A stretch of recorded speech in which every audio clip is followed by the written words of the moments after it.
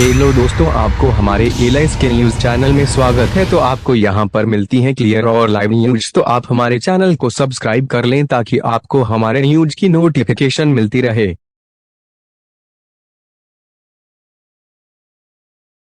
राज्यसभा चुनाव के बहाने सपा ने 3 निशाने साधे हैं।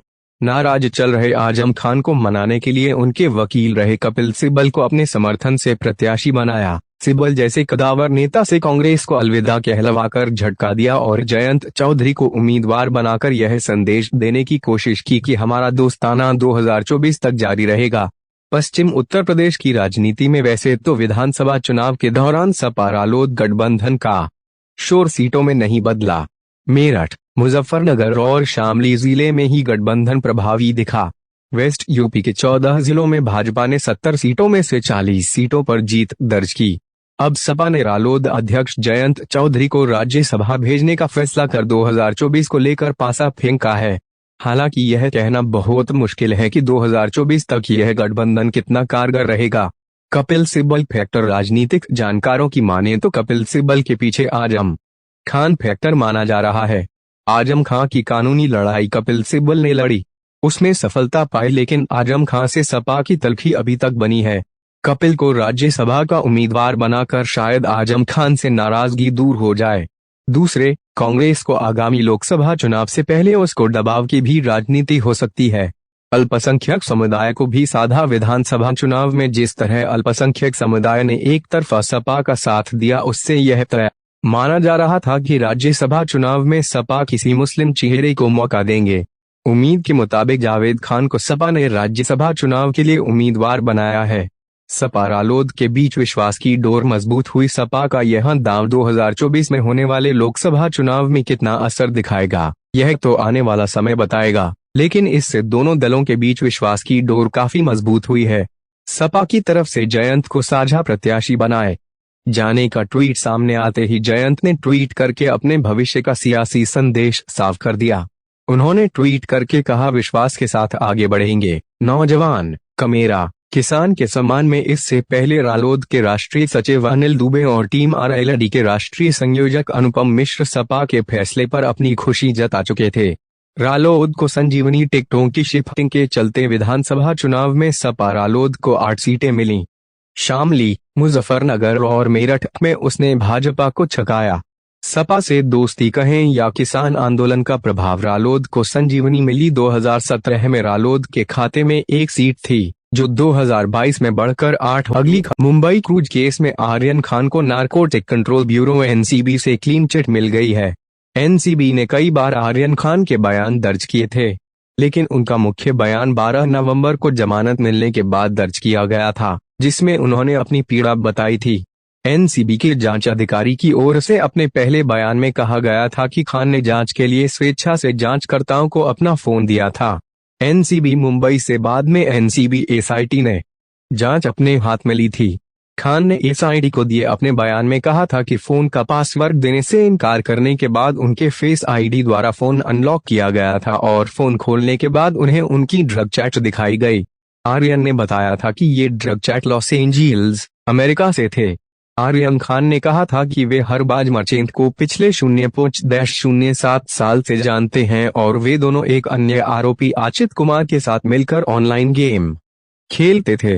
बॉम्बे हाईकोर्ट से मिली थी जमानत। आर्यन खान को बॉम्बे हाईकोर्ट ने जमानत दे दी थी और एनसीबी ने मामले की जांच के लिए एक एसआईटी का गठन किया था। इसमें आर्यन खान ने कहा था कि वह अपने दोस्तों के साथ ग्रीन गेट के पास पहुंचे और उन्हें बोर्डिंग पास जारी नहीं किया गया। खान ने कहा था कि वे एक वीआईपी गेस्ट थे और उन्होंने कॉर्डेलिया क्रूज कार्यक्रम से 2 दिन पहले इसकी प्लानिंग की थी। आर्यन खान ने खुलासा किया था कि सुरक्षा जांच के बाद उनके बैग की तलाशी ली गई, लेकिन बैग में कुछ नहीं मिला। खान को एनसीबी मुंबई के जोनल डायरेक्टर समीर वांगड़े को बताया कि चरस को उसके दोस्त अरबाज से बरामद किया गया है। ड्रग का कोड नाम धोखा था। आर्यन खान ने इसके बाद अपना फोन नंबर साझा किया, जिनका वे पिछले 0.05 वर्षों से इस्तेमाल कर रहे हैं। उन्होंने अपने फोन और आईपैड का पासवर्ड भी बताया, हालांकि वे गलत पाया गया। आर्यन खान ने स्वीकार किया कि उनके मोबाइल पर मिले ड्रग चैट उसके द्वारा किए गए थे। उन्होंने ड्रग खरीद के लिए आचित, आर्यन का दोस्त जिसे चार्जशीट किया गया है, के साथ अपने व्हाट्सएप चैट को भी स्वीकार किया। अगली खबर, देश की राजधानी दिल्ली डबल मर्डर से दहल गई। साउथ दिल्ली के संगम विहार में जहां आरोपियों ने युवक को दौड़ा दौड़ाकर चाकुओं से गोदकर बेरहमी से मार डाला, वहीं खजूरी खास इलाके में एक युवक की गोली मारकर हत्या कर दी गई। पहला केस साउथ दिल्ली के संगम विहार इलाके का है, जहां शुक्रवार शाम एक 26 साल के युवक को बदमाशों ने घेर लिया। युवक अपनी जान बचाने के लिए यहां वहां भागता रहा, लेकिन आरोपियों ने उसकी दौड़ा दौड़ाकर हत्या कर दी। उसके शरीर पर चाकुओं से एक के बाद एक कई बार हमले किए। युवक चीखता रहा, चिल्लाता रहा, लेकिन आरोपियों ने उसकी एक न सुनी। संगम को गंभीर हालत में छोड़कर आरोपी मौके से फरार हो गए। घायल को अस्पताल ले जाया गया, जहां उसने दम तोड़ दिया। वारदात के बाद पुलिस ने धारा 302 के तहत एफआईआर दर्ज कर ली है। इसके साथ ही पुलिस ने तीनों आरोपियों की पहचान कर ली है। वारदात साउथ दिल्ली के संगम विहार में हुई। यहां रतिया मार्ग पर बेखौफ होकर 3 बदमाशों ने युवक संगम पर हमला किया था। अगली खबर, उत्तर प्रदेश के उन्नाव जिले में एक दारोगा ने 4 साल पहले सड़क हादसे में जान गंवा चुके व्यक्ति पर मारपीट का केस दर्ज कर दिया। मृतक के पिता ने दारोगा को मौत होने की जानकारी भी दी, लेकिन दारोगा ने उनकी नहीं सुनी। दारोगा ने फर्जी तरीके से मृतक पर केस दर्ज कर चार्जशीट कोर्ट में दाखिल कर दी। मृतक के परिजन ने कोर्ट में गुहार लगाई। कोर्ट के आदेश पर इस मामले में दारोगा समेत 3 लोगों पर केस दर्ज किया गया है। जानकारी के अनुसार उन्नाव के और आस्थाना क्षेत्र के एक गांव में 2 पक्षों में 2 साल पहले मारपीट हो गई थी। इस मामले में दूसरे पक्ष ने मारपीट कर जान से मारने की धमकी दी और केस दर्ज करा दिया। इसमें मृतक युवक का भी नाम एफआईआर में शामिल करा दिया। दारोगा से मृतक के पिता ने कहा कि उनके बेटे की मौत हो चुकी है, उसका नाम मुकदमे से हटा दीजिए, लेकिन दारोगा ने मुकदमे में नामित 3 लोगों के साथ मृतक युवक के खिलाफ चार्जशीट लगाकर कोर्ट में दाखिल कर दिया। मृतक के भाई ने कहा कि भाई की प्रेमनगर चौराहे पर साल 2018 में एक्सीडेंट में मृत्यु हो गई थी। इसकी जानकारी दारोगा को दी थी, लेकिन उन्होंने मुकदमा दर्ज कर चार्जशीट दाखिल कर दी। मृतक के परिजन को नोटिस मिला तो उन्होंने कोर्ट का दरवाजा खटखटाया। उन्होंने दारोगा समेत 3 लोगों पर केस दर्ज कराया है। इस पूरे मामले पर उन्नाव के एएसपी शशि शेखर सिंह ने कहा, इस मामले की विभागीय जांच की जा रही है। न्यायालय के आदेश पर केस दर्ज किया गया है, जिसकी जांच साक्ष्यों के आधार पर की जाएगी। अभी विभागीय कार्रवाई की जा रही है। जैसे ही इसमें कार्यवाही पूर्ण होगी, उसकी जानकारी साझा की जाएगी। अगली खबर, पीएम मोदी शाम 4 बजे गांधीनगर के महात्मा मंदिर में सहकार से समृद्धि विषय पर सहकारिता संस्थानों के नेताओं को भी संबोधित करेंगे। इसके बाद इफ्को के नैनो यूरिया का उद्घाटन करेंगे। बता दें कि गुजरात में इसी साल चुनाव है। बीते चुनाव में पाटीदारों की नाजागी के कारण बीजेपी 100 का आंकड़ा पार नहीं कर पाई थी। इसका सबसे ज्यादा असर सौराष्ट्र में ही देखने मिला था। 56 सीटों में 32 सीटें कांग्रेस को मिली थीं, जबकि 22 सीटें बीजेपी के पाले में गई थीं। ऐसे में पीएम का ये दौरान राजनीतिक लिहाज से भी अहम माना जा रहा है। नरेंद्र मोदी का ये दौरा सौराष्ट्र की राजनीति के लिए खास माना जा रहा है। बता दें कि गुजरात में इसी साल चुनाव है। बीते चुनाव में पाटीदारों की नाराजगी के कारण 100 का आंकड़ा पार नहीं कर पाई थी। इसका सबसे ज्यादा असर सौराष्ट्र में ही देखने मिला था। 56 सीटों में 32 सीटें कांग्रेस को मिली थीं, जबकि 22 सीटें बीजेपी के पाले में गई थीं। ऐसे में पीएम का ये दौरान राजनीतिक लिहाज से भी अहम माना जा रहा है। अगली खबर, प्रधानमंत्री किसान सम्मान निधि की 11वीं किस्त की तारीख नजदीक आ रही है। सरकार जल्द ही किसानों के खाते में पीएम किसान निधि के 2000 रुपए ट्रांसफर कर सकती है। लेटेस्ट अपडेट्स के मुताबिक मई जून की किसी भी तारीख को किसानों को ये राशि मिल सकती है। ई-केवाईसी है अनिवार्य। किसान सम्मान निधि का लाभ उठाने के लिए सरकार ने ई-केवाईसी को अनिवार्य कर दिया है। ई-केवाईसी कराने की आखिरी तारीख 31 मई तय की गई है। यदि आप 31 मई तक ई-केवाईसी करवाने में सफल नहीं होते हैं, तो आपको इस योजना का लाभ नहीं मिलेगा। क्या है किसान सम्मान निधि योजना? किसानों की आर्थिक स्थिति को बेहतर करने के लिए सरकार समय समय पर नई नई योजनाएं लेकर आती है। किसान सम्मान निधि भी एक ऐसी ही योजना है। इसके तहत किसानों को सरकार की तरफ से 1 साल में 6000 रुपया मिलते हैं। बजकर 4 महीने के अंतराल में किसानों के खाते में 2-2000 रुपए भेजे जाते हैं। कब आती है पहली किस्त? पीएम किसान योजना की पहली किस्त का पैसा 1 अप्रैल से जुलाई के बीच भेजा जाता है। दूसरी किस्त अगस्त से नवंबर के बीच में आती है, जबकि तीसरी किस्त सरकार दिसंबर से मार्च महीने के बीच में ट्रांसफर करती है। बता दें कि अब तक किसानों के खाते में कुल 10 किस्तें ट्रांसफर की जा चुकी हैं। कैसे कराएं ई-केवाईसी? सबसे पहले पीएम किसान योजना की वेबसाइट पीएम किसान गोविन पर जाएं। अब यहां आपको फार्मर कॉर्नर दिखाई देगा, जहां पर ई-केवाईसी टैब पर क्लिक करें। अब एक नया पेज खुलेगा, जहां पर आधार नंबर को डालें और सर्च टैब पर क्लिक करें। अब आपके रजिस्टर्ड मोबाइल नंबर पर ओटीपी जाएगा। ओटीपी सबमिट पर क्लिक करें। आधार रजिस्टर्ड मोबाइल ओटीपी डालें और आपका ई-केवाईसी हो जाएगा। स्ट्रगल हर व्यक्ति के जीवन का हिस्सा रहा है और इससे तो सेलिब्रिटीज और टीवी एक्टर्स भी नहीं बच पाए हैं। हर बार तो नहीं, लेकिन अक्सर टीवी की एक्ट्रेसेस ने करियर में जॉबलेस होने की बात इंटरव्यूज में कही है। हाल ही में रूबीना दिलैक ने इंडियन एक्सप्रेस संग बातचीत में कहा था कि उनके पास काम नहीं था, वह घर पर भी नहीं बैठना चाहती थीं, इसलिए उन्होंने रोहित शेट्टी का स्टंट बेस्ड रियलिटी शो खतरों के खिलाड़ी 12 करने का ऑफर चुना। रूबीना दिलैक से पहले भी कई एक्ट्रेसेस जॉबलेस होने की बात को कह चुकी हैं। टेली वर्ल्ड के कुछ पॉपुलर नामों में निया शर्मा, उर्वशी ढोलकिया, श्वेता तिवारी और सुमोना चक्रवर्ती का नाम शामिल है। हालांकि ये सभी एक्ट्रेसेस टीवी की दुनिया में अपनी एक्टिंग और परफॉर्मेंस से परचम लहरा चुकी हैं और कई किरदारों को भी पॉपुलर कर चुकी हैं, लेकिन आज के समय में ये सभी जॉबलेस हैं। आइए एक नजर डालते हैं। रूबीना दिलैक पिछले साल शक्ति अस्तित्व के एहसास की में एक इनर की भूमिका निभाती नजर आई थीं। इनका यह रोल काफी पॉपुलर हुआ, लेकिन आजकल वे घर पर खाली बैठी हैं। रोहित शेट्टी के स्टंट बेस्ड शो खतरों के खिलाड़ी 12 का यह इस बार हिस्सा बनने वाली है। रूबीना ने एक इंटरव्यू में कहा कि अभी कोई डेली सोप नहीं था मेरे पास, इसलिए यह शो ले लिया। निया शर्मा ने भी काफी स्ट्रगल फेस किया है। 9 महीने तक इनके पास कुछ काम नहीं रहा। 1000 में मेरी बहना है से लेकर जमाई राजा के बीच 9 महीने का गैप रहा। निया इस दौरान मुंबई में अकेली रहीं। इनके कोई दोस्त ने सपोर्ट नहीं किया, लेकिन निया ने खुद पर काम किया। उन्होंने बेली डांसिंग सीखी और 9 महीने गुजर गए। निया ने कहा था कि यह एक पीरियड था लाइफ का जो मुझे दोबारा नहीं जीना। कोई काम नहीं था, पैसा नहीं था, बस गुजर गए वे दिन। श्वेता तिवारी टीवी इंडस्ट्री की सबसे प्यारी और पॉपुलर एक्ट्रेसेज में शुमार हैं। जब श्वेता तिवारी करियर में एक सक्सेस एंजॉय कर रही थी तो उस समय उनकी पर्सनल लाइफ काफी खराब चल रही थी, जिसके कारण प्रोफेशनल लाइफ पर भी असर पड़ा। श्वेता की दूसरी शादी भी सक्सेसफुल नहीं रही। इनके पास कोई काम नहीं था, लेकिन श्वेता ने हिम्मत नहीं हारी और उन्होंने वापसी की। रियलिटी शो खतरों के खिलाड़ी 11 में वे फिटेस्ट एक्ट्रेस नजर आईं। उर्वशी ढोलकिया 17 साल की उम्र में 2 जुड़वां बच्चों की मां बन गई थीं। एक्ट्रेस ने एक इंटरव्यू में कहा था कि कोमोलिका के रोल के बाद उनके पास कोई काम नहीं आया।